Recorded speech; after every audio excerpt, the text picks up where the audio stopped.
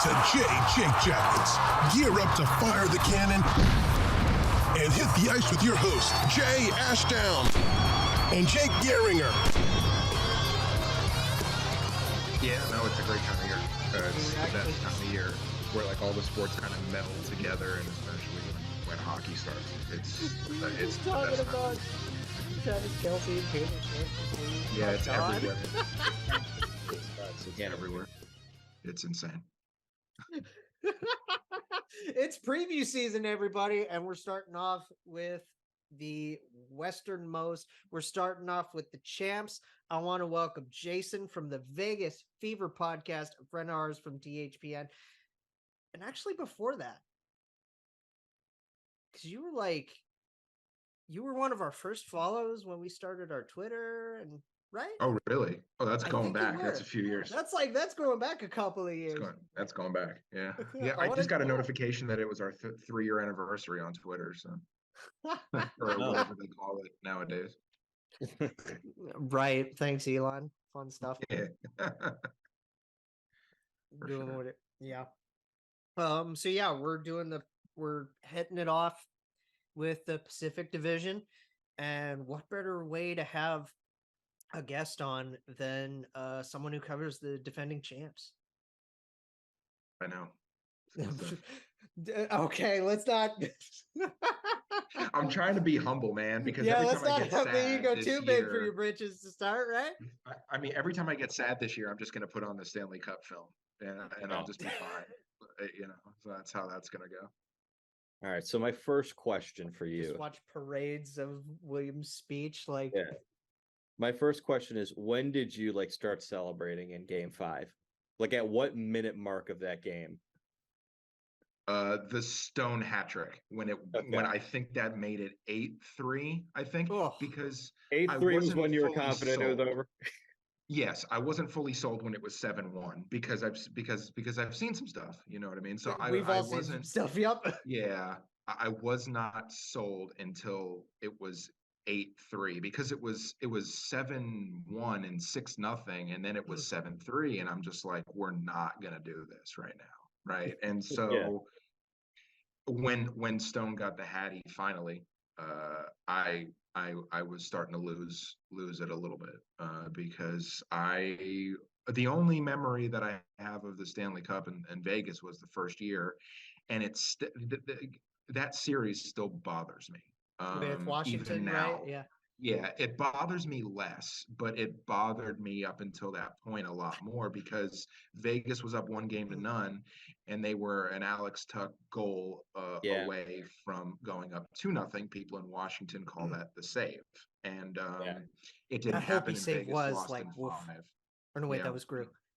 It was rough. So this was I started losing it at about that point. Oh, but well, you got it now. Fully made his guarantee, and despite how ruthless they've been to do it, they finally did do it. Yeah. Ruthless is one way to put it. Yeah. Yeah, and I mean, we could already tell just from the vibe you give off. You're a very you're hardcore, but you're humble enough to be friendly with everybody else around the league. Yeah, no, I'm trying to make sure that I'm not going to rub it in. It's very gratifying. It's extremely gratifying, but I'm different than a lot of other fans because I've been harsh on the team for the last few years. They brought Robin Lehner over. We kind of see where we're at now with Robin Lehner, and I thought it was a good move at first, and I'm not, and it's turned into crap. But the Golden Knights, because they're so aggressive and ruthless at times, they've been able to save face in the crease. So as much as I give them crap, you also have to give credit where credit is due. So it's kind of, it's a blend. Now that they've won the thing, it's a blend. So. Right. And that's just really an introduction to you and to Vegas Fever. It's you and your wife, right? What's her name? We never actually got her name. Paula. Right? Yeah, it's Paula. Okay. And it's the two of you just chit-chatting, and do you just cover how do you work with that before we actually, I want to do a quick rundown of what we think our standings for the Pacific are going to be, and then we're going to end by just kind of overviewing every team a little bit. Right. But yeah, like, how do you guys run your show? Well, it was something that we creatively kind of designed during COVID. Everything got shut down, and we were there was just nothing going on, and being home more, we were able to start this. It made it a little bit more difficult when everything started to open up a little bit, but we both just enjoy hockey. I was born in Vegas and raised. I lived there for 30 years. She lived there for 20. She's from the East Coast. We knew what we loved, and we love this organization thick and thin. Now we are critical when it's deserved. But As we've we been are doing with it. ours. I mean, of course, as every good fan is going to be with their team for sure. This is 3 years. We've got over 100 episodes. We've taken a little bit of a break since coming over to THPN. We were with Inside the Rink. They're good people. It was just about basically a fit for us, which is sometimes a move is a move and something that you got to make. But we're grateful for them, and we're grateful for Kyle and everybody at THPN. We've been As we on. are, yeah. I mean, everybody is just fantastic over at THPN, and we look forward to cranking out some content. There hasn't been a whole lot going on, but that's going to change as the preseason has already started. We have a lot of fun. We go about 20 to 30 minutes, and it's just it's easy to listen to. It's easy to watch. We're on video as well as audio, and it's just different having a husband and wife kind of go back and forth talking about it, because two different perspectives, so it kind of works for us. Yeah, it's definitely like, because Jay and I are buddies. Like, we met when the team actually started getting good, when the whole fifth line thing started happening and all that stuff. 2014. And Several years before they were even a team. Right. And we kind of just hit it off like that in terms of our friendship. We bonded over a lot of extra, like other pop culture stuff. And then a few months passed. Our first episode actually details just like how we met and how the show started and whatever. It was very cool just to be like, hey, do you want to do this together? And he was like, yeah. Yeah, it's kind of how it comes up. Yeah. And we're going into our third season as well, so this is going to be very, very cool for us. This is our first full season with the network. Yeah, because we joined around what, like November-ish, I want to say was when we had November. Maybe no, I think it's November. October. Was it? It was somewhere in there where we had Jeremy and Laura. Another, subjectively speaking, they're with Inside the Rink now, and they're amazing people. We'll love them to death. They were our first, foray into that. And Neil, always a stand-up guy with Devil's State of Mind. We'll talk about them more when we get into our Metro show. But yeah, and you have been around since pretty much the beginning with us too, which is pretty fun, because that was just an early look into hey, here's other pods that are just around. Yeah, right. I mean, it's a community. Not only sports podcasts, but just the podcast community in general. It's a community, and we're all here to help each other. So I'm very grateful that you guys had us on, for sure. Damn right. And we're grateful to have you on at any point you want to talk Vegas, our buddy Wild Bill, any of those. Yes. That's right. That's right. That's true. So all right, I want to start really run down our standings predictions, and Jayson, go ahead. You're the guest. So when we did our THPN preview of the Pacific, I was kind of on the edge. I didn't know if I was going to pick Vegas. I really like Edmonton. We saw, during the playoffs what Edmonton can do on their power play, but they're not really worth much anything else 5-on-5. On the power play, they're lethal. You see that they have the power play that's pretty legendary for its time. So I was struggling between Vegas and Edmonton, but I did pick Vegas to repeat. even if it's just by a point or two, just kind of like this past season. I So do Vegas like one. I just want you to give me your 1 through 8. Vegas, Edmonton, Seattle. I like it, the third spot. Let's Okay. do LA, Calgary, Vancouver, San Jose, Anaheim. Okay. All right. All right. That's not too bad. That's nearly exactly what it was last year, wasn't it? Pretty similar. Pretty similar. Yeah, I didn't move too much, to be honest. Well, I moved Seattle. I'm really high on Seattle. I really like Seattle. Yeah. Jay, go for it, buddy. I'm not gonna lie, I was a little surprised by your last two picks because I am so unbelievably low on the Sharks. Good Lord. I went with Edmonton 1, Vegas 2, LA 3, Seattle 4, Calgary 5, Vancouver 6, Anaheim 7, and the Sharks. I would pick them 9th if I could. So 7 was too high. Seven. Oh my God. I thought we were all going to be in unison. Who's the worst team in the division? I know. I mean, there should be a banner for them if they finish that. There should. Well, if you don't get the number 1 pick, you should get a banner for that. We'll get into it. Nashville. God, poor Nashville. I guess we'll talk about that when we have our central preview eventually. But my 1 to 8, I'm going Oilers 1, Vegas 2, Seattle 3, Kings 4, Vancouver 5, Calgary 6, Anaheim 7, Sharks 8. So I don't know. The Sharks in the first preseason game looked really good. All right, they beat Vegas. It's a first preseason game. I don't know. That might bump them up to 7th. I don't know. I don't know, man. I mean, wasn't that? I didn't take a look at the roster. It's silly. They're wasting their wins. Wasn't that a lot of Barracuda? Yeah. That's a good point, Jay.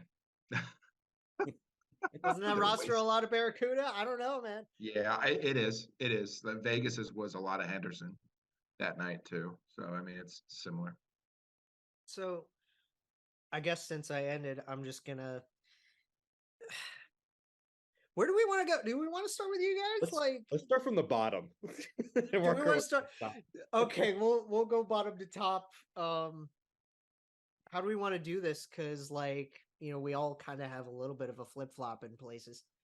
Well, I mean, we could do San Jose. It wouldn't hurt my feelings. That's fair. That's fair. Big rival. They can go first. Yes, this is a bad hockey team. The Sharks are. It is. It's pretty unanimous for a lot of fans that the Sharks are probably going to be 32 out of 32 this year. I had them 31. Really? So the Ducks are the worst. Yeah, I don't know. You can flip flop either one, but I mean, they got you see what they did with Erik Karlsson. They got kind of hosed, and by kind of hosed, I mean hosed a lot in the deal. I mean, that's a Kyle masterclass, right? Yeah. Exactly. I didn't totally hate it from their perspective, just in terms of the fact that they didn't have to retain the salary, and the worse they are, the better. Yeah, this is the thing with the Sharks. This is what fans know rebuilds to be, is accepting that you're going to suck for a while if you're a smart enough fan. Yeah, this is what you do when you're doing be a GM mode in Chell. You're like, I need to be as bad as possible. They're just doing it in real life, They're openly doing it, and it doesn't bother me one bit. But yeah, they are a holy smoking bad hockey team with a head coach that I've never really believed in. Well, so we'll start with David Quinn really quick, I guess, because David Quinn, he was the head coach of the Rangers for a while, and they were mediocre at best. Yes. That's when he was the head coach when they put out the letter. Was he? Was, yeah. When they were that was a bad move by New York to hire him. It was, which would probably make this a really bad move too, to be honest. Yeah, or a smart move, depending on what they want to do. Yeah, they want the number 1 pick. Yeah, sure. He was a good college coach. I think he'd still do well in college. not everybody can make that jump. Doesn't matter the sport, whether it's football, basketball, or hockey. Making that jump from college to pro is always difficult. And I think Urban Meyer. yeah, Yeah. Urban is a great example of that. Sometimes guys who are, very commanding, loud personalities, it's tough when you don't have that track record of success at the pro level to gain that from your players. And he didn't do it in New York very well. And with a very bad roster in San Jose, it's not going to be any different. Yeah. Well, that lottery was weird. And we could say that because we were part of it. Yeah. Yeah, it was weird. It was weird how Chicago ended up with the number 1 pick and Anaheim didn't. Yeah. Yeah. That's I totally didn't have that on my radar. No. I, for one, am stunned the Blue Jackets didn't get it. I mean, why would they not give it to? I mean, God, Chicago didn't see that coming. We talk about okay, let's put the scandalous part of that aside for a second and just say original 6-team 1 overall pick. Yeah. But when Detroit didn't win it. But the Rangers did, and they also got the 2nd overall pick the year prior to that too. It's still just it's so because Detroit was so bad by design. Yeah. So yeah, the Sharks, their forwards, I like some of their forwards. Like Logan Couture is going to be out for, I don't know if he's going to be ready to start the year, but it didn't sound that great for Couture. Meyer being gone hurts. Hurdle, Carlson obviously hurts for their defense, but a lot of their forwards, I do like some of their younger guys. Eklund and Bordelot can make an impact. Will Smith, if he makes the team out of camp. Yeah, I mean, part of overall pick this draft isn't just necessarily tanking. The one thing you get to do when you tank is see how some of your young players play, probably getting more ice time than they deserve at their age. Mm-hmm. So Eklund's going to get a hell of an opportunity this season. So is Bordelot. Thomas Bordelot, I think, is going to take a little bit to develop, but there's at least some potential there. But this team, it's your favorite program out of Michigan for Bordelot, right? Yeah. I'm going to leave it at they're bad. Yeah. They're still going to get Vegas once or twice in the year. I mean, that's just how that is, right?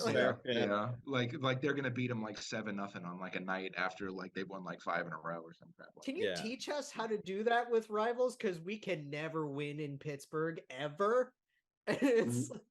What I've learned with Vegas is that, and it'll probably come up more when we talk about Calgary, but every single time Vegas plays Calgary, they lose. It's like they win 7-2 or lose 8-1. It's just it's stuff. Uh-oh. No. You're a little frozen. That's a tough. That's a tough break. The NHL is weird. Okay, he's good. You're good. Pretty much exactly. The NHL is weird. Now that you're back, yes. Yeah, the NHL is like the NBA. It's weird. Any team can get you on any night, and that's what happens a lot. I'm only really paying attention to my team when this happens, but it only seems like it happens to my team. I don't know. I'm sure it happens to everybody, but it's just I feel like everybody can say that. Everybody can say that. We'll get wins. Yeah, for sure. Everybody has that where they can say that about a certain team, right? Yeah. It's us with Pittsburgh. It's you guys with San Jose. All of that. The Leafs with Arizona. The Leafs with the Vegas has a really good record against San Jose, all time. But of course, when it comes right down to it, they're going to be one of the worst teams in the league, if not the worst. And it's just ironic that they're going to beat some of the better teams because they have to get victories. I mean, they're still going to win. If they win 20 games or 30 in between there, they're going to beat some teams that they shouldn't. That's just the way it goes. And that's Anaheim is the same. Yeah. I feel like they'll start like the Coyotes did a couple of years ago when they ended up 5 and 25 or something. Just awful. Yeah. god awful, and then they'll ring off a couple of big ones and probably end up with about 20, 25 wins. Yeah. Right. Sounds about right. You just mentioned Anaheim. I think we should pivot to them because I You want to think go? we're in consensus that these are the bottom two teams in the division. Yes. Yeah. Oh, yeah. For sure. The biggest issue with me with Anaheim, they will improve a little bit with Leo. Yeah, he's probably going to make the team out of camp, it seems. Yeah. The biggest issue with me with the Ducks right now, in this current moment, is not having contracts for Trevor Zegras or Jamie Drysdale. This is really going to hurt if these kids hold out. They don't deserve them. They kind of don't, but at the I same mean, time, I mean, they, I don't know. I enjoy the Ducks, man. We speak differently because we're from Ohio. It's a lot different for us. Yeah. Yeah. I do enjoy the Ducks. I was a big fan of Boschman and Getzy, and to an extent Perry when he was still there. I love Silverberg. There's a lot of players on that team that, throughout their history as just the Ducks that I've loved. And right now it's Trevor, it's Troy, Gibby, however long he stays there. I mean, Corey Perry has only won a Stanley Cup with the Ducks. He has come up short every time he's chased the Stanley Cup since. Right. I mean, what? Montreal wins it, he goes there. Dallas or Montreal gets to the finals, he goes there, right? All these teams, Tampa, I mean, he goes to the teams that have been there previously /1, and then he doesn't get it. But he did get it in Anaheim, so that's good Duck stuff right there. I mean, I remember the biggest thing I remember about the Ducks last season, especially when we played them, was JD. You remember this big time, right? Blanks along the bench. Yes, just nailing Lundestrom into the and seeing the Edward Monk scream face off the bench from Kent Johnson, just this 5'9" dude just absolutely drilled one of their forwards into the bench, one of their bigger forwards. So let me just go over some names for the Ducks right now, and I'll give you what I like and what I don't like. Who's their coach now? Gosh. They hired someone new. It's a new guy. It is a new guy, and it's thankfully they got rid of Dallas Eakins or whatever his name was. Dallas is gone. That was good for them. Verbeek brought in his guy, I guess. Greg Cronin. Okay, yes. Oh yeah, that guy's no good either. That guy's no good either. You should have brought in Gerard Gallant or something like that. Or Bruce Boudreau. Yeah. Back. True. So here's what I like. Okay, I like Troy Terry. Love Troy Terry. Ryan Strome is solid. Petrano's okay. Yeah, Petrano, Adam Henry. I like Frank Petrano. I like Petrano. I like Henrique. I like those guys. Mason McTavish, Leo Carlson. We'll see if Trevor Zegras comes back. Mason's gonna bump up. Here's what I don't like. So Cam Fowler, I like him. Okay, let me read you the other defensemen they have on the roster. He's like 45 years old. He kind of He's been in the league for a long time. He has, and it's funny because if we're gonna get literal for a second, Mark Giordano is the oldest guy in the league, and he's 40 years old. So Fowler's only 31, but it feels like he's 45 because he's been in the league since 2010. Yes. Ridiculous. I can't believe he's only 31. It's ridiculous sometimes. He's like a unicorn. When I play from the get-go at the age of 18, you're like, this guy has literally been around for forever, and he's still only 31 years old. There's a lot of guys like that. I feel like that with Couture too. Couture. Here are their other defensemen, okay? Never aging guys. Radko Gudas. Oh, God, I forgot about that. Oh, and Killorn got the big deal, too, right? Killorn did, yes. Scott Harrington. Old flame of ours. Those are their top defensemen. And they're still better than San Jose. They're still better than San Jose. Yeah. I mean, even if it's by a point. This is shocking looking at these two decors for these teams. I mean, this is just sub NHL.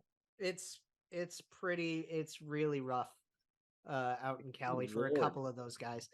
And they won't even have Shohei Ohtani anymore in the summers. Maybe not even Mike Trout. Who knows? Orange County's in a dark place right now, rough guys. times right now for them. Good Lord. Hey, they could both go to the Yankees. We'll be all good. I will. Okay.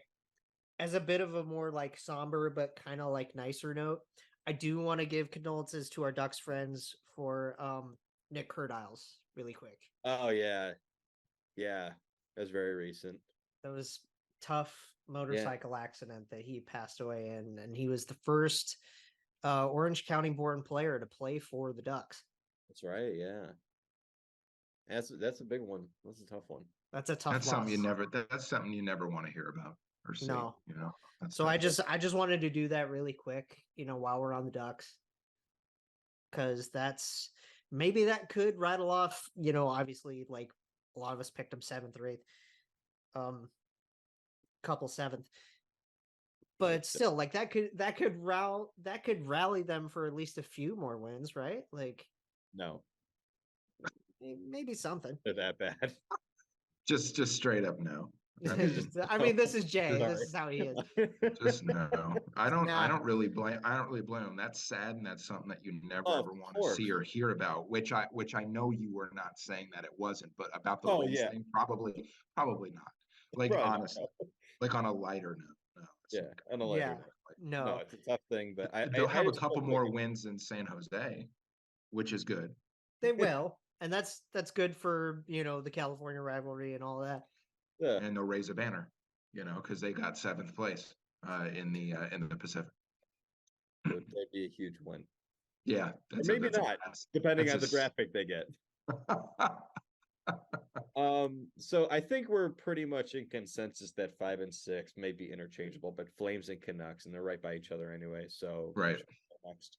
That I know it's only preseason, but that game that just happened between the NHL Flames and the Abbey Canucks. Oh. Yeah, that was very unfair and not cool. I guess we might as well do Canucks then next. I mean, yeah. We'll go with the Canucks then. I have them 5th, so I have them higher. Yeah. And then you had them 6th, right, Jason? I had them 6. Yes, I had Calgary. Okay, so you had Calgary in front of them. Yeah. Okay. This is Tocchet's first full foray with the team. Yeah. I don't have anything against Tocchet. He's a fine coach. The team again defense, like it's a common theme, especially in this division. Mm-hmm. I mean, what's different about Tocchet versus Bruce Boudreau is you could see your reflection off of Rick Tocchet's head. That's a difference. I mean, Bruce Boudreau sooner, man. Like you're Bruce Boudreau is so cuddly. Like, isn't Bruce Boudreau so cuddly? He is so cuddly. Just want to grab a couple of. You just want to like teddy bear with him. You know what I mean? Then all of a sudden he gets so pissed off that his face looks like a tomato plant. You know what I mean?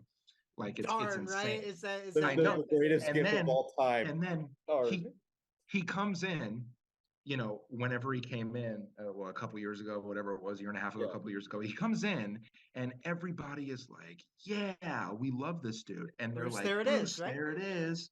Bruce, there it is, right? And then he's like, I'm out. And then you hire this guy who's like Mr. Clean, and it's just like, I just don't understand.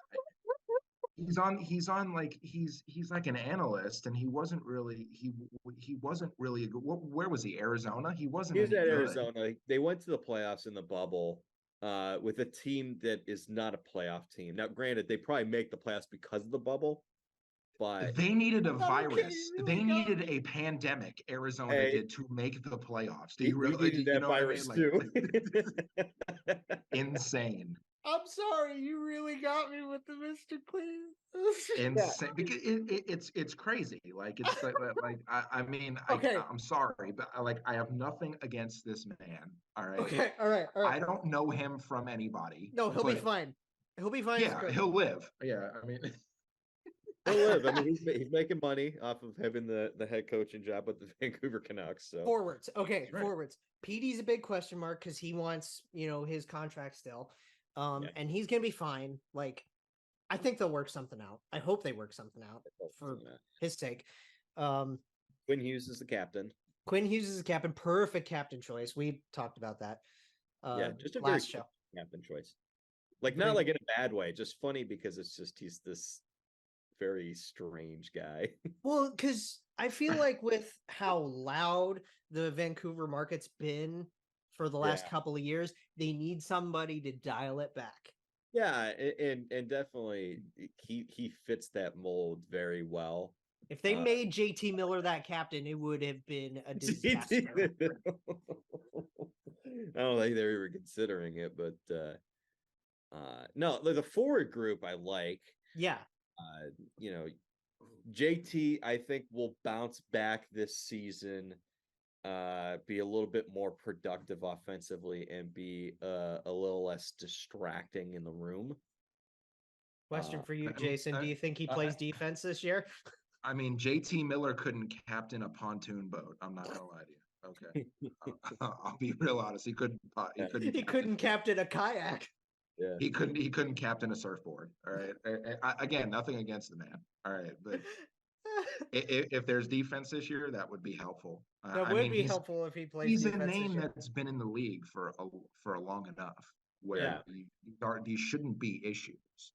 Let's but also mention that this is the first year of his big extension. right, which is a curse all in itself. Lord. I will say that like Quinn is a good successor to Bo Horvat, which Yeah. that Bo trade is going to look.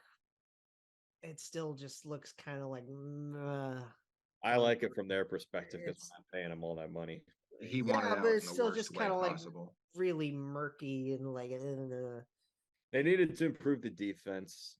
They got someone from what's his name from Detroit? Phil Pronik. Yeah, Yeah, Pronik. they made out pretty well in that. We'll see if he continues what we saw from last year. Last year, he took a step offensively and a little bit on the defensive end. We'll see if that was, I want to say a fluke, but maybe a mirage. It'll be big for him in Vancouver. He's going to take on a pretty big role there. OEL is out. Garley's still there. Pearson's out. Demko, Demko needs a better backup. Who's his Oh, backup God. right Probably still Spencer Martin. I don't know. Or- It Get could the be. man. Here's the funny thing. I looked at the roster earlier, and they have like 6 goalies listed. And they're probably all very bad. They're probably all, except for Thatcher, pretty Yeah. meh. And Especially because the first one listed is Casey DeSmith. Oh, God. Oh no, that's right. Yeah, they got him just the other day in a trade. Okay, so they upgraded it back up, but we'll see if Casey DeSmith can even stay healthy to begin with. Right. That's a big question mark. But he's been productive when he has played, so that helps a little bit. But I think for me, the reason I pick him at 6 instead of 5 like you is because I expect a very different Calgary team this year, a team that's going to push a lot harder. I think the respond same to their thing, coach but a at lot the better. same time, it's a very it's going to be close. I think the vibes right now in Calgary are a hell of a lot better coming off of Daryl Sutter than in Vancouver, where they loved Bruce Boudreau and didn't really want to get rid of him, and they still Right. did anyway. So I don't know. I just think there's going to be a little bit more buy-in, and I do think the talent on Calgary is a little bit better. I'm sorry, Jason. I know we keep cutting you off, and No, you guys go. fun. You guys know more about these teams. Truthfully, you guys know more about these teams than I do. There are a lot of good people on this network that know a lot more about hockey. We're more Vegas than anything. Yeah. There are some things around the league that we do catch, but like in-depth stuff, like you guys are great with the rosters and Thank you. We try. and Like, you guys are like, I mean, it's Yeah. like all this hockey knowledge is incredible, and to keep it and to know it, and players and where they go. I mean, what we're not really good at is like, prospect pools and mhm. and AHL, ECHL and draft, and that's something that we just can't, like, I can't grasp that much information. But in terms of like, Vegas stuff, I go back and forth all day. Yeah. In terms of Calgary, I do have Calgary as a sneaky, can make the playoffs as the Me too. second wild card team. Me too. That's what I Ooh. will say about them. I do. I have him in that same spot. It could also go horribly bad. I can see it, but yes, yeah. Yeah. Is this? Here's my like, since I guess we're just transitioning to Calgary, since we're kind of tying them together. Yeah. Here's my big question with them. Lindholm says he wants to stay. Okay. Hannafin, I'm still kind of unsure about Hannafin. And is this who Jonathan Huberdeau really is? I don't think it is. I mean, his defense improved a ton under Daryl Sutter, like every player who ever plays for him. Yeah. But his offense sharply dropped. I can't see him being that guy again. Now, I don't see him going out and dropping 100+ points again like he did the year prior with Florida, but can he go out and nab you 75, 80 points? Absolutely he can. Mm-hmm. And I expect him to. In particular, because I think he's going to be playing on the top line with Lindholm. I mean, I feel bad for, I don't really know how to feel actually, but I think it's bad mainly for Calgary after what happened with Matthew Tkachuk, right? You have this guy for a handful of years. You do the big trade with the Panthers, right? You end up with Huberdeau, and then they go all the way to the final with Matthew Tkachuk. I mean, right. Yeah. And then also with Johnny Hockey going to your guys' neck of the woods. What is going on in Calgary like over the last couple of off seasons? People just wanting out I'm like that. Yeah, I don't. I think Daryl Sutter didn't help that issue. No. I think, and truthfully, and I know that we're really starting to see, things in the best way possible get better in regards to COVID. But I think it got a lot of guys thinking about where they wanted to play. For those guys playing in Canada, not being able to see their families for a long period of time, it affected a lot of them. I mean, I think Johnny even talked about that. It's a reason that he wanted to come home, even though he didn't move back to Jersey. He moved close enough to home, starting a new life. A lot of these American-born players specifically want to play in America, where, if anything were to happen again, there's just more convenience. So I think Calgary is just on an incredibly unfortunate end with that, with a guy like Johnny Gaudreau, a guy like Matthew Tkachuk. I've never been to Calgary. I've heard good things about it. I don't think it's like a bad place to live. My cousin says Alberta's nice. He went there. Sometimes you just get hit with a shitstorm sometimes, and I think that's just kind of where they're at right now. Yeah, that sounds very accurate. That's like a perfect picture of kind of where they're going. Yeah. Well, because like Toffoli's gone too. Yeah. He was great, and it's but good move for the Devils. Right. Shera is a nice consolation prize. I just don't know if he's going to produce like Toff did. He's not going to produce at like all. Toffoli, but can he go out and get you 20 goals and 35 points? We saw him do it, I think, in his second year in New Jersey, but his role got limited last year. That's a guy that I think can make an impact there. Now, whether if it's big enough, we'll see. He will get a bigger role. I think that there's like, I don't think you go from being a team that won as many games as they did, 2 years ago, right, to being this bad in this short a period of time, and being so close to getting to the conference final too. Yeah. You know what I mean? I mean, because sure, you lose Tkachuk, you lose Gaudreau, obviously two great players. It stinks to lose. It's not like they didn't replace him. Jonathan Huberdeau had a fantastic season his year at Florida and has been a terrific player his entire career. They brought in Hassan Kadri. In the trade, they got Mackenzie Weegar, who's one of the most underrated defensemen in the NHL. They have one of the best blue lines in the National Hockey League. They have a great blue line with Chris Tanev and Hanifin and Anderson. A lot of one-goal games, a lot of games in the shootout, a lot of points dropped late in games. Jacob Markstrom, love the guy. I do think he's a good goalie.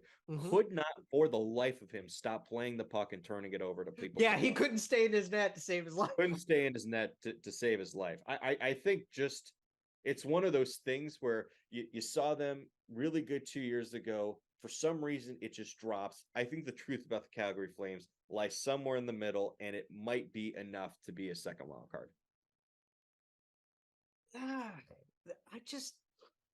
I think Vancouver's really got more of the fire underneath, with the city pressure, the fan pressure, and all this stuff. It's a tough market to play in. You know what I mean? I feel like the pressure around the Vancouver market is going to give that more to the Canucks in terms of the outer bubble. Could also hinder them at the same time. So we'll have to see. See what those new coaches do, right? Because Calgary's got a brand new coach. Vancouver's got a guy going into his first full year under him. Yeah, so I think the great thing about this is we're kind of doing them in twos because we're so similar in the 7-8 spot, the 5-6, 3 and 4 we're in consensus, not in terms of order, but 3 and 4 is LA and Seattle. Yeah. Yes. Yep. Sure. How you doing? How's your Bears doing at this point? Don't ask me about that, okay? Don't ask you about don't the even Bears? dare. About Da Bears? No? No, let me tell you something. No, let me not tell you something. I'll go on a rant. I mean, we know that we just passed another week. We're going into another week of football, and I'm running off the heels of a really tense Monday night game, and it's just Super Bowl revenge, eh? Oh yeah, big time. Oh man, we're back with another big week of football. And DraftKings is keeping us all in on the NFL action with great offers every single game day. New customers, all you got to do is bet $5 and you get $200 instantly in bonus bets. All you got to do is sign up and you got to use our promo code. That's the big thing. Use our promo code. It's a big thing for us, especially this month. You just throw down the 5 on any of the week's matchups and you'll walk away with a big payday right away. $200, nothing to sniff at, right? Yeah. Are you kidding me? It's big in gambling. Especially, yeah, exactly. Especially the way I bet. With the way, yeah. And again, new customers, all you gotta do is sign up with our promo code. That's THPN, and everybody can get in on some fun stuff this September. All customers take advantage of 2 new offers every game day this month of September. Yeah. Very cool stuff from our friends at DraftKings. So all you got to do, just enjoy some football, put a bet down. Football's more fun when you're in on the action. So download the app now and sign up with the code THPN. New customers can bet just $5 to get $200 instantly in bonus bets, only on DraftKings Sportsbook, an official sports betting partner of the NFL with code THPN. The crown is yours. Gambling problem? Call 1-800-GAMBLER or visit www.1800gambler.net. New York, call 877-8-HOPE-NY or text HOPE-NY 467-369. In Connecticut, help is available for problem gambling. Call 888-789-7777 or visit ccpg.org. Please play responsibly. On behalf of Boot Hill Casino and Resort in Kansas, licensed partner Golden Nugget, Lake Charles in Louisiana. 21 plus, age varies by jurisdiction, void in Ontario. See sportsbook.draftkings.com/football terms for eligibility, terms, and responsible gambling resources. Bonus bets expire 7 days after issuance. Give me Issuance, eligibility, and deposit restrictions apply. Thanks, everybody. I've got LA fourth. And I agree. LA I is had fourth. them third. the biggest reason I have them fourth, really, like, we know Goaltending. Kevin. Yes, it is absolutely It's goaltending. goaltending, no doubt. We know that, like, their forwards are fun. Their forwards are great. Kevin Fiala is nice. Anjay is like an ageless wonder. Philip Deneau is perfect third line center. It's going to be interesting to see how PLD does, isn't it? I think PLD will fit there. I think that's a guy that wants to be there. Good for him. He got his money, got a long-term deal, got to go to a place he obviously wants to live. I think LA is the exact kind of market he's always wanted to play in. And man, it's tough. I could be sold on Seattle being 3. Well, because a lot of these guys are getting older in LA too. They are. Yeah. I don't disagree. You don't, like, Anjay's getting up there. Drew Doughty's getting up there, and his deal is so. It'll be rough in the next couple of years, but I still think he's going to be a very productive player for them moving forward. I love LA's forward core. It's a really good forward core. It's a really good forward core. Their D core, they've got really underrated guys. Even after losing a guy like Sean Dursey, they still have Grunstrom. They still have Anderson. They still have, obviously, Drew. Yeah, it's Trevor Moore, Kevin Fiala. We'll see what Quentin Byfield does this season. I want to see what Brent Big Clark year does. for him. I want to see what Brent Clark does this year. There's a big opening for a lot of those younger guys like Clark. Yep. Victor Arvidsson, Arthur Kaliev, Adrian Kempe. It's a really, really loaded forward core. I think that's why I like them so much. Vlad Gavrikov and Drew Doughty. Our buddy Vladdy. Defense, there's some openings on defense. The defense may be a little bit of a concern. Goaltending's a little bit of a concern, but they're just that's not a little bit. They're so loaded at forward. I don't know. I'm falling in love with them just because of their forward core. I mean, okay. Jay, you and I can talk about this when we actually do our Atlantic show and we have our Sens friend on. But, like, their tandem, like LA's tandem, is 2 career backups. Yeah. I don't know how that's going to work, too. Like, you have guys competing with each other. Like, I think the hope for LA is that, one of those guys steals the net. Honestly, probably Phoenix. I think part of the reason I pick LA is because I'm barely confident that that's not going to be their goaltending tandem throughout the course of the season. I think at some point they're going to get antsy and make a move, probably for Connor Hellebuck. It makes the most sense, in my opinion. They've already got that working relationship with the Jets in the deal they just made for PLD. But yeah, like I think the other thing is I look at Seattle and I look at their goaltending situation and their defensive core, and defensive core is better in Seattle, but goaltending, they survived last season despite not getting goaltending. I don't expect it to get much better. And they didn't have Groove for the longest time. I don't expect them to get that same sort of goal support that they got last season. So I think just in terms of the forward course, I just rate LA's higher than Seattle so much in a way that I put them ahead of them. I think what makes it up for me, and obviously we can, like, Jayson is MIA right now. I don't. Yeah, he'll be back in a second. Okay. I think what makes it up for me is more defense. There he is. I feel like we could see you on the YouTube just like running around, doing your thing. You do that. I think for me with Seattle, it's more the defense, and because I feel like they are. Year 2 showed that they're a much hungrier team and better team than we think they are. Even with Dave Haxtell behind the bench. I gotta give Dave Haxtell a lot of credit. I love that your mind went exactly where my mind was going. I can read made a lot of improvements to what he did in Philadelphia. We'll see if that continues for more than a year. Mhm. Yeah, I mean, everybody thought that year one was going to be similar to Vegas's, and they didn't have that first year, but the bounce back was impressive, which is why I feel like Seattle is primed for a big year.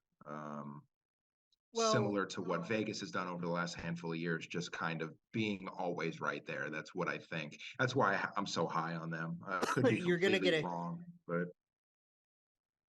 a huge encore from Matty Beniers. First of all, oh yeah, agreed. huge encore from Matty Beniers. I'm really interested to see what Shane Wright does. I don't think he's gonna play much. You don't? No. You think he's gonna stay? Honestly, I don't see him in Seattle. I mean, we talked about him as a trade chip, but like, I think he's an excellent trade chip for a team that's probably at some point this season going to want to make a big splash.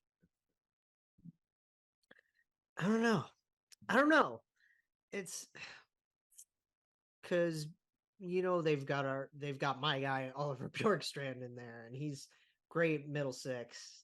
Yeah, can play top six. Part of the reason I say that about Shane Wright is just the logjam they have at center. They have so many guys to play it with Beniers, as we mentioned, Jared McCann, Yanni. Yanni Gord.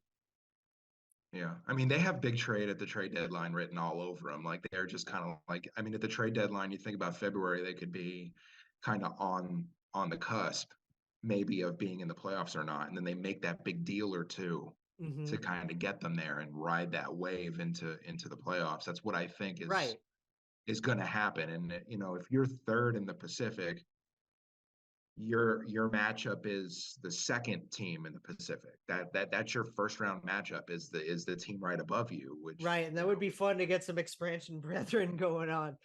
Well, it'd be nice if we could change the format so that doesn't happen, because it's that would be better. Yeah. Like it's funny, like I just mentioned it with the Kings. I truly do believe that the teams that in my opinion will finish third and fourth, the LA Kings and the Seattle Kraken, are the top two destinations for a Connor Hellebuck trade. These are the two teams. I'm surprised he's still in Winnipeg. Honestly, I'm really stunned by that. I think unless it's just the Jets trying to hold out as long as possible because they're not satisfied with the returns, maybe that's what it is. Cheveldayoff is one of those general managers, though, that's just very, keep your cards to yourself. And he did that with PLD when he traded him to the Kings because everybody and their brother thought he was 100% bound to Montreal. So that very may well be the case, but who knows? Maybe this division is determined in third and fourth place by which team ultimately gets Connor Hellebuck. I mean, well, since we mentioned general managers, like Ron Francis is also a really crafty fox. He is very smart guy. So obviously we'll see what Brandon Tanev's ghost told him this year. Yeah, the photo was released. The tradition, I just love his tradition, like that it's a tradition now. Yeah, it's like my favorite part of Brandon Tanev ever. Jayson, I want you to lead us off. You have them first. I've got them second. Jay, you said I have Edmonton winning the division. You're with me. Okay. I want the expert to run this. Vegas. Well, I mean, it could be either or, first or second for Vegas, just because of the way that they finished last year, only 2 points ahead of Edmonton, and they met in the second round of the playoffs. And I had picked Edmonton to go to the finals against Boston, and we see how that went with Boston. We did, which I'm sure you guys will get into. But I was a big fan of Edmonton. When you have Connor McDavid and Leon Drysdale and you've got a power play like that, if they could just add another guy, they'd be like deadly all the way around. But I mean, Evander Kane was supposed to be that guy. Jesse Puljujarvi was supposed to be that guy. So many people were supposed to be that guy. And they got Evander Kane isn't much of anything, to be honest with you. No, he's not. No. So Vegas in particular, the title defense is now. Right. Jack Eichel's going to come into his own, as he has. Mark Stone's going to be back. Hopefully he's healthy. We love this guy. We don't know if Phil's going to come back or if he's going to play somewhere else. He wants to play this year. Yeah, but they don't need Phil. I mean, everybody loves Phil Kessel. All right, everybody who's ever been around the man loves Phil Kessel, and that's just the sense that you get from the media and from his teammates and the organization. But the fact of the matter is, there isn't a spot at this point for him. Now, injuries could change that, and he's willing to give up the streak to play. Right. But once Vegas got into their run, playoff wise, they didn't need him. Like, he was always there. Like, he could have always had someone, like Bruce Cassidy could have always healthy scratched somebody and put in Phil Kessel. And there were times during the first round, especially against Winnipeg, where some of the fans and some people on social media, Vegas people are like, let's put Phil in, like the next series against Edmonton, let's put Phil in, you know what I mean? But Cassidy and Vegas, they stayed the course, and it was the right move. It was the right move all along. I don't have anything. I have nothing against anybody that I've spoke about on this show, but Phil Kessel doesn't make a lot of sense in Vegas at this point. And because he might get somewhere, but he just doesn't make sense in Vegas. You're bringing in a kid like Pavel Dorofeyev. Yeah, which they're very high on, extremely. Yeah. And there's really, other than Riley leaving, right, which is heartbreaker for that was since the beginning. That stung, but that was Barbashev money. So that was Barbie money. Yep. I was okay with it, but that was tough. That was for sure. That was Barbie money, and it's hard to lose a misfit again like that. Yep. But they really haven't changed that much other than that. My big question for you is, do you think Adin Hill can be a starter? Adin Hill a year ago was a nobody, and he had a run in the Stanley Cup playoffs after Laurent Brossoit got hurt. That was legendary. And I think he can be that. If you look at his size, the guy is 6'6" and a wide load in the crease. And I think that he's cemented himself in not only in Las Vegas, but in the Pacific and the West and in the league as a goaltender that can be in every other game, and every game guy can be the guy. And I think that a lot of people around the league, even after this run, are not putting him in their top 10 goaltenders. And I think that what he did in the situation he came into, Laurent Brossoit got hurt. Everybody said, oh God, it's over. And he was just like, no, you guys get on me and I'm going to take you to the promised land. And that's exactly what he did. And I think he can be the guy. I don't know if Vegas is going to repeat. I don't know how deep they're going to go or if they're even going to get there. But however they go is going to be on the health of their crease, starting with Adin Hill and then with Logan Thompson. And that's the follow-up to that, right? Is like, Logan was supposed to be the guy. Yes. So my original plan was for this team, like I'm some kind of GM. I'm a couch GM. All right. So my plan armchair GM, baby. Let's go. Armchair GM. There it is. My plan for this team was Marc-Andre Fleury to stay longer and Logan don't Thompson. Hurt me, man. Don't hurt me like Logan that. Thompson was going to come up, and Fleury was going to take him under his wing, and that didn't happen. So then when they made the Leonard deal and they made the decision to stay with Leonard, I thought that maybe it could be Leonard and Thompson. It's been, I never got the Laurent Brossoit signing. I never got that from the start. They paid the guy a bunch of money, and he was good. He was hurt at times. He was good at times. I never really understood that, and I see it now. But now what you have is you have Adin Hill and Logan Thompson. So Logan Thompson's never really left. He's been there for a few years, kind of waiting, but he got hurt.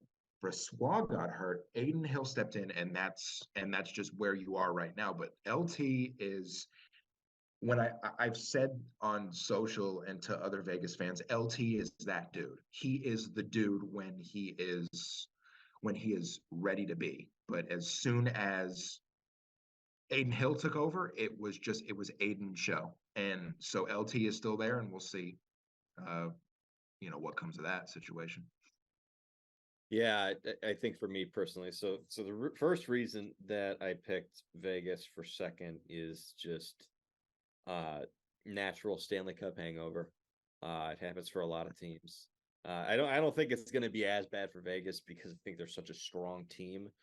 But even if you start stumbling a little bit out the gates and have a little bit below of a 500 October, it can affect you down the stretch in terms of the points race for the division. I like Aiden Hill. I loved what I saw from him in the postseason. I'm not 100% sold on him being a true number one goaltender in the National Hockey League yet, but I don't think he has to be because of Logan Thompson. Jake will tell you, I have been unbelievably high on Logan Thompson these last few years, in particular because of the stretch that we saw from him when you guys actually missed the playoffs. He was actually pretty damn good down that stretch. They couldn't score. They couldn't win any shootouts for the damn thing, and they missed. I felt bad for the guy, but he was playing very, very well, and in particular in the minors as well. The contract they signed him to is unbelievable too, because I think you still have him for another 2 years at less than $1 million. Yeah. No, he's pretty much at like league minimum or like whatever, That's whatever the ridiculous. rookie deal was or whatever. Yeah. That's incredible. He's going to get paid. And the thing is, Vegas is going to be able to pay him at the time when it's due. I think that's the good thing for how they did this is they have him expiring in 2 years. They have Aiden Hill expiring in 2 years. So you get the chance over the next 2 years to kind of see which guy is your guy before you pay them. True. So is Aiden Hill going to last the way he did this past playoff run? Right. No doubt. True. I do think it's, over the course of an 82-game season, it's going to be a hell of a lot harder to sustain that. But like I said, I don't think he necessarily has to. And I think in the case for Edmonton, the reason I think you're going to see Edmonton win this division over Vegas. Thank you for transitioning to Edmonton. Well, that was a good one. That was a good transition. The reason I have them over Vegas is simply because I think they see just the advantage to having home ice, and they're going to want that when they inevitably play Vegas in the playoffs, because I think there's a very high percentage chance they're going to face them again. And I also think in the case for Vegas, you just won the Stanley Cup. You know what it takes to get there. I don't think you necessarily need to win the division. No, they're going to This is why I have them second. They are going to take their foot off the gas just a little bit. They don't need it. Because I don't think Edmonton knows how to. When you have Connor McDavid and Leon Drysdale, you don't know how to take your foot off the gas pedal. I mean, Vegas this year is shades of Tampa. In terms of I see that too. Like you know what I'm talking about? Yeah. Where you're trying to run it back, Well, in terms of just like taking your foot off the gas, knowing you just need to make it. Yeah. That's all I need to do. Vegas was a better road team than they were a home team. Yeah, that's the other thing. I think. So when you do that, detriment to Edmonton getting home ice then, Yeah. I don't know. But this is why, I don't know if you guys like wrapped up Vegas or anything. Since we're kind of like going. I think so. I mean, yeah, we were able to transition whenever you guys are ready. I do think because, love their forwards. We know what all their forwards can do. And personally, I love Paul Cotter. Like, he's just such a great young dude. Yeah. Love that kid. Yeah. If they were prepared to make Cotter the next guy, if they were not able to keep Barbashev and Smith, Paul Cotter was kind of primed and ready. You look at the younger guys, which you don't talk about with Vegas much because of the way they've operated. Yeah, they don't last. Yeah, usually they're gone in trade by the time they even get a chance to be there.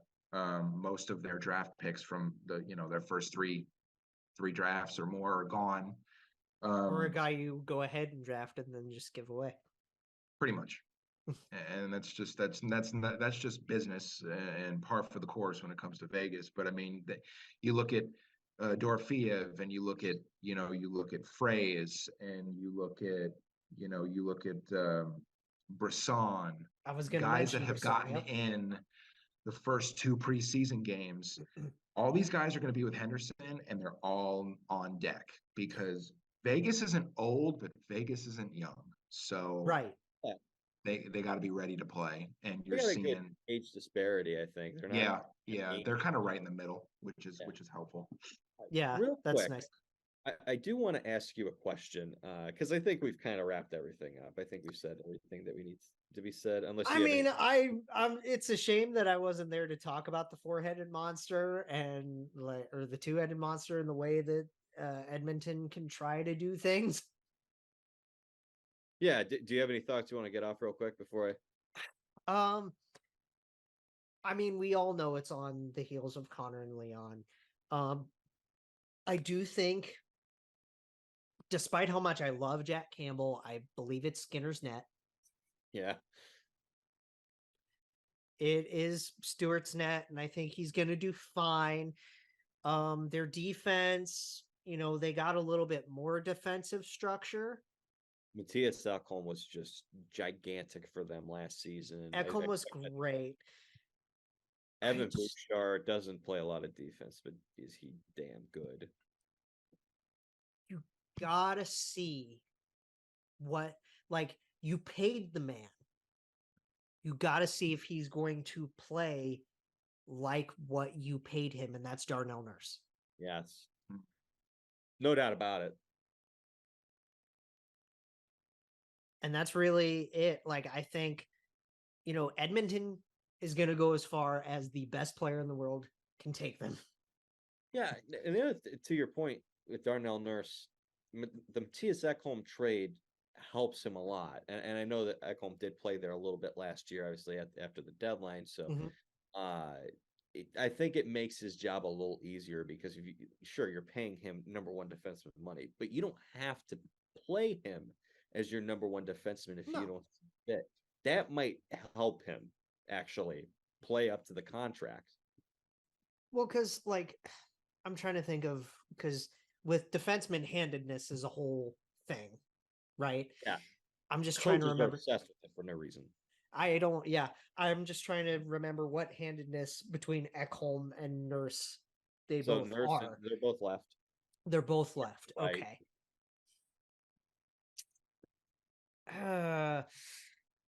Nurse Bouchard, or do you want to I think you round do the out where you've got you round off where it's Ekholm Bouchard because Bouchard's so excellent offensively. He jumps in a lot of plays, makes a lot of plays for them. Having Ekholm there is ideal because he keeps things steady. It's the Oilers. You need a Coffey and a Kevin Lowe. You need a balance. You know what I mean? There's no doubt about that. I agree with that. Who else do they have on defense? Philip Broberg. I'm interested. Oh, Broberg. Yep. Brett Kulak. I like. Cody Ceci. Cody Ceci. Cody's. He's improved. He has. That's yes. Still a funny name, but yeah, he has. He's improving. He's getting paid what he's worth. He's getting put in roles to succeed. Yes. Which is especially what he needed. Yeah. Like I said, it's really just, it's the Connor and Leon show, and finding a third guy to work with that and really be able to, because their biggest problem has always been Leon needs to run his own line. Yeah. That's the conversation we have every year. Yeah. Needs to be Connor, Leon, Nuge. Yeah. They're one guy away, I feel, from being the cup winner. And that might come by the deadline, they are one person away. They're one guy. Unfortunately, there's not a lot of these guys around in this league, as you know, but they are like when I think of a player who would perfectly fit that team, a player they absolutely need a prototype of, they are a Mark Stone away. Oh, Something like that. Yeah, Something like that. Yeah. Like legitimately, that would be the perfect player. And obviously, Who could stay healthy? Stone, they would need someone similar, but that is the exact prototype player who I think would take them to that next level. That's hard because like, who are the other wingers like Mark? Nobody. Like, there's really nobody exactly like Mark. That's the point. That is the No, that's true. I mean, if he's healthy, he's one of the best players in hockey, and that's been the issue. And he's a lovable captain too. Yeah, like he's you need a guy. There's nothing he doesn't bring to the table. No, he's one of the better offensive or defensive offensemen. That he doesn't get a whole lot of love for that. Defensive offenseman. That's a great way defensive. Offensive defenseman, a defensive offenseman. Him and his brother Michael used to play, in a pond hockey ball or whatever they used to play with. Instead of a puck, they used to use a ball, and that's why Stone is so good with his stick, is because he used to use a ball. So it would make it look huge, and when he would knock it down, he would be accurate. And then when they transferred to a puck, he didn't lose a step. So. I've heard of a lot of players doing that, but it's brilliant that he does it. It is. You should use a beach ball, you know what I mean? If that's the case, and then you would hit the damn thing every time. I'm sorry that I just now, thanks to you, learned that they were brothers. Michael and Mark Stone. Yeah, they behind their house when they were kids, they used to play with a bigger ball on the ice and the rink instead of a puck, because it made it like look like a huge cheeseburger instead of just a tiny dot. You know what I mean? That's awesome. Like there are players. I didn't know that Mark specifically did, but I've heard of players using like tennis balls on tennis balls.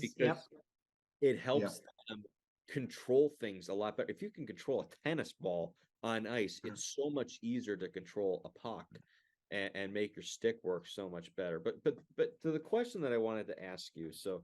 I know we're running a little long, but we'll make this one of the last things. I lived in Buffalo for 4 years because I went to college there, so I saw a good chunk of Jack Eichel. I think in the end of the day, the trade worked out for both sides miraculously. I think the Sabres got what they needed. Peyton Craig is a young player. They got draft pick they needed, and Alex Tuch, future captain of the friggin' Sabres, absolute future captain, and he had a phenomenal season. Great end of the trade for the Sabres. But for the Vegas perspective, I want to get from you, because you watched the team so closely. I saw a guy when he first got there. We talked about it when he first came back to Buffalo and fans were booing. You could see he was clearly rattled. He didn't play well down the stretch when they were trying to make the playoffs. They come back this year. They win the cup. He's such a big part of it. What was the difference in your mind?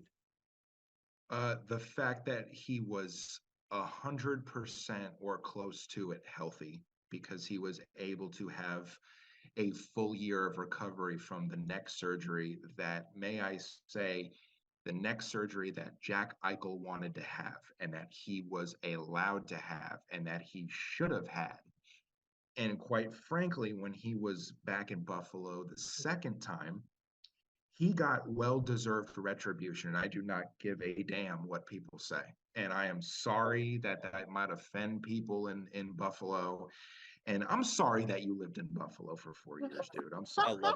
I have to be honest with you, because those people seem so miserable. Okay. They booed people. They booed him, Jayson, so badly. Jayson, you cannot. He wanted to be a part of an organization that was worth a damn. I'm so sorry that he wanted better. You can't offend Jay Ashdown because he is a Cleveland fan and a Chicago Bears fan. So this dude has go down the line of my teams, buddy. I'll tell you about Payne. I mean, I have no problem with Buffalo or the city of Buffalo or Sabres fans, but what rubs me wrong is when you boo someone that did so much for your city and for your organization. He wanted out and he asked for a trade. Oh, But buddy, tell why us about was it. that? Oh, But buddy, why tell us was about that? it. I mean, why did he do that? The Because your organization was good or because your organization was not? Because look at what Jack Eichel has done Yeah. since leaving. Look what Alex Jack Tuck did. and Peyton Krebs are fine players, but what was needed was a scenery change. And Jack Eichel in the second seat, in the next full year after being traded, going back to Buffalo the second time and getting a hat trick and getting retribution and feeling good about it. And it was something that was needed. And I'm glad that he did. And he is just a much better player because he's been able to get on a line where there is not only one good scorer, but two. When you put him in between, and it's going to kind of suck because you shipped Riley Smith off, but when he was between Barbashev and Smith, or when he was on a line with whoever, he was much better. Stevie did really good with him. Yeah. Correct. And because he had a distributor and a scorer along with himself, or two distributors. When he was in Buffalo, he didn't have that. So I mean, it works out better situationally for Jack, and he got off to a slow start, but he has been that second part of last year and early in the playoffs, he was fantastic. So I'm feeling good for him. The other question I had, and this will be the last question for me. You've had a pretty good run with coaches, I'd say, from Oh yeah, to God, why am I losing his name? The guy who's now in Pete Dallas. DeBoer. Pete DeBoer, yes. Yeah. We talk about Pete It was on my a lot. mind. I'm like, I can picture him. I know his face. It's funny because we talk about this guy a lot. Yeah, just brain farts. Anyway, what do you think has been the biggest difference in terms of coaching from a guy like Bruce Cassidy to the two previous coaches who both had success, but why has this guy had the most success in your mind? Bruce Cassidy is the only coach in NHL history to lead two different teams back-to-back 50-win seasons. And that's because you don't fire a coach who won 50 games the year before Boston. That was dumb. So they did that, and he was on the market for 8 days. Worked out for Boston. I don't know about that, Jake. For a minute. I mean, he was available for 8 days, and Kelly McCrimmon and George McPhee and Bill Foley, they knew where they were going to go. If it wasn't going to be Barry Trotz, who was not going to be available, it was going to be Bruce Cassidy. Those were the options for Vegas. Whether it was receptive the other way was another thing. But Bruce wanted to coach. He is good at it. He's been with multiple organizations. He's been to Stanley Cups. He has done everything it takes. He has the resume. Players respect the man. So players respected Gerard Gallant and players respected Pete DeBoer. But what makes this guy different is that this guy knows how to get the most for 82 games plus from his players. And he's well liked, and he is able to make adjustments, unlike Pete DeBoer in the playoffs. Man, Vegas had one of the worst power plays one of the years that Pete DeBoer was in Vegas. I think it was his last year. And the man would not make adjustments. And you see it in the Dallas series when Vegas played Dallas. There could have been a couple of tweaks, and Pete won't do it. And that's the problem with Pete DeBoer. And he keeps coming through the coaching cycle, and he's just not a Stanley Cup. He's just not a Stanley Cup winning coach, neither is Gerard Gallant. I'm really, really sorry that these guys can make it there, but they cannot win it. To have your name etched on this trophy, the hardest trophy to win in sports, you have to be able to take punishment as a team and a coaching staff and bounce right back up. It is grueling. It is tough. It's not for the faint of heart. It's not for the weak. It's not for the desperate. It's for the ones who can make it to the end still standing, even if it's just by a toe or an ankle or a finger. And Bruce Cassidy was willing to do all of it. And that's what makes him different. He is the guy, and he'll always kind of be etched in Golden Knights, lore forever for what him and his team were able to lay down. And that sums up the city mentality too, doesn't it? That sums up the market very well. Hand in hand since day one. God, I love Vegas. Day effing one. I wish I had my shirt on. It says day. Oh, you're Vegas. It has the Carlson, and it has the Carlson shirt on the back, and it has the Carlson speech on the back. Does it have like a Vegas Strong thing on the collar or anything? Like, because Vegas Strong was a big thing. I will do a small before I get out of here. I'm going to do a small shameless promotional thing. So well, that's what we want to end with. Like we do this all the time.